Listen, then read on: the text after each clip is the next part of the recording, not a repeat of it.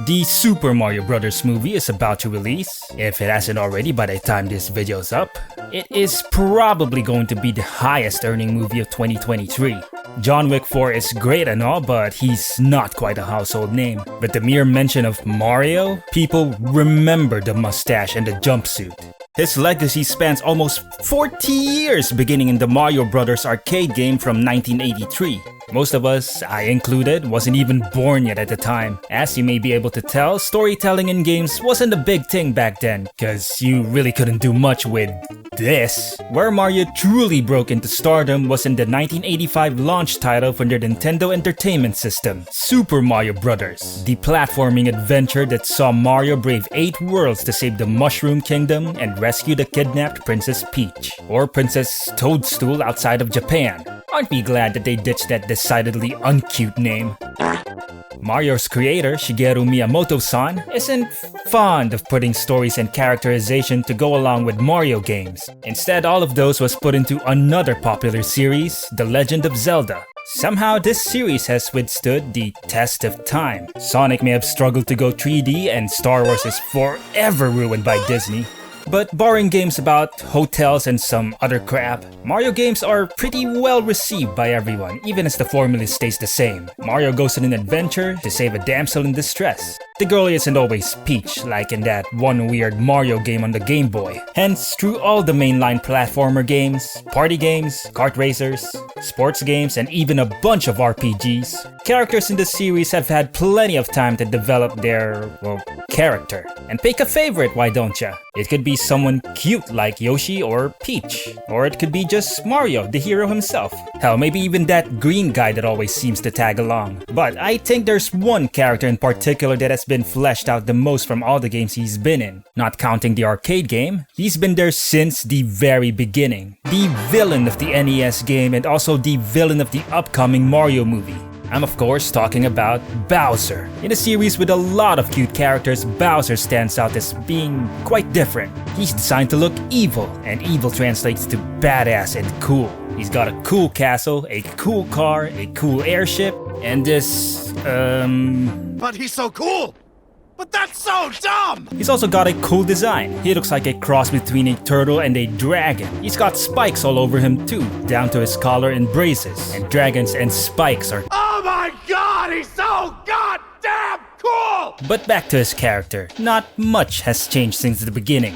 His goal has always been to take over the Mushroom Kingdom and make Princess Peach his by whatever means necessary. It's just that Mario happens to stop him every time. A prime opportunity to develop the characters came in the form of the Mario RPG games, and he has a lot of personality to show off in those games. In Legend of the Seven Stars, we find out that he's quite attached to his castle and even misses his usual antics with Mario and Peach. He's also very conscious about his image as the bad guy. He's careful not to be too overly friendly with Mario. In Superstar Saga, Bowser actually puts his evil plans on hold to instead help the Mario Brothers. Granted, his reasoning isn't exactly sound, he just doesn't want to kidnap Peach while her voice is like this.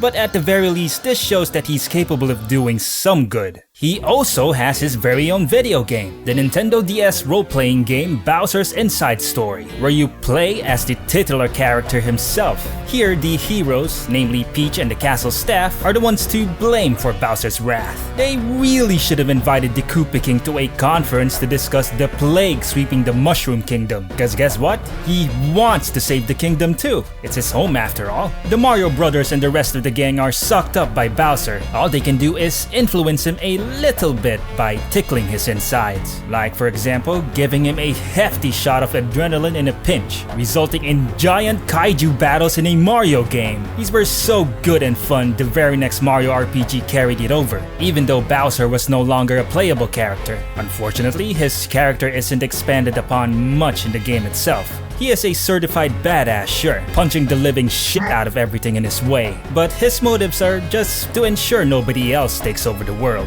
There can only be one villain. And that's more or less how he's portrayed in most games, an evil villain with malevolent intentions. And even so, it's perhaps not in the video game example where he shows his greatest trait. He is a pretty good father as it turns out. Bowser Jr. is the son of the Koopa King. Mischievous as his father, he also plays villainous roles. But his dad doesn't just let him do whatever he wants. In the first Mario plus Rabbids game, we witnessed this endearing call between Jr. and his dad for reasons our childhood selves might be familiar with. And then there's the conclusively adorable demo of the Nintendo Switch's parental controls. I highly encourage you to take just 3 minutes of your time to check it out. He could have melted my heart with his fire breath, but instead, he did it with his love for his son. With all that said though, I think he's got a long way to go. He has potential to become as great a character as Vegeta is from Dragon Ball Z. Both of them started out as villains, played straight, and both were given opportunities to show a more complex character. Vegeta eventually learned to rely on others and even became a father himself. He became willing to sacrifice himself for his wife and son. I don't think I'll upset the fandom by saying he's the best character in the series. The conception of the Super Mario Bros. Movie is a golden opportunity. Can you imagine it now? A Super Mario Cinematic Universe. And we might not be far off too. They're already planning on making another movie after this one. And I'm aware that films based off of video games generally aren't very good. But maybe that's also changing. More and more good examples are coming out thus far. Detective Pikachu, Sonic the Hedgehog, The Last of Us to name a few. This is because the people that played those games are now the ones behind the scenes. In a similar way that John Wick's action scenes were so good because they were orchestrated by stuntmen, video game films are getting better because they're now in the hands of gamers. And they have Miyamoto-san's guidance, so I think we're good. Even if the movie itself doesn't turn out great, the fans will forgive the creators if they're faithful to the series. For now, that's what's important. Mario's always been brave and unyielding. The green guy's a scaredy cat, and Toad is a mushroom guy. You done messed up, Aaron! I do have some qualms about how Peach is portrayed. For one, Anya Taylor-Joy's voice just doesn't fit. There's a huge universe out there. Thank you, Mario. She also isn't usually a go-getter action chick that the trailers make her out to be.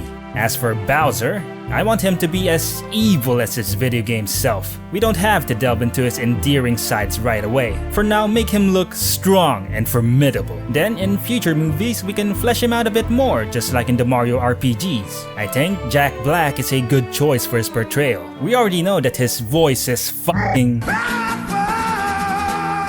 I'm not sure he's the best choice, Mario. but judging from his demonstration, I'm the biggest, baddest turtle dragon alive. yeah, I believe he'll do Bowser justice. Perhaps we're at the beginning of an era of Mario movies, given that everyone's perfectly willing to forget the dumpster fire that was the 1993 live-action film. This first one, whether it's good or bad, will make tons of money. Thus, we're definitely going to get more. And I think I speak for the fans when I make these demands of the filmmakers. Whatever you may do, remain faithful to the characters. Protect our childhood memories. Respect the lore the past has built and we've grown to love. At least Chris Pratt gets it. This is the soundtrack to your youth. And you don't want someone to come along and cynically kind of destroy it as a cash grab with the movie. In other words, don't fuck this up. I will especially be unforgiving if Nintendo ever makes Bowser look weak. Thanks for making it to the end. Like, subscribe, show your support on all that. Have a lovely day and see you next video.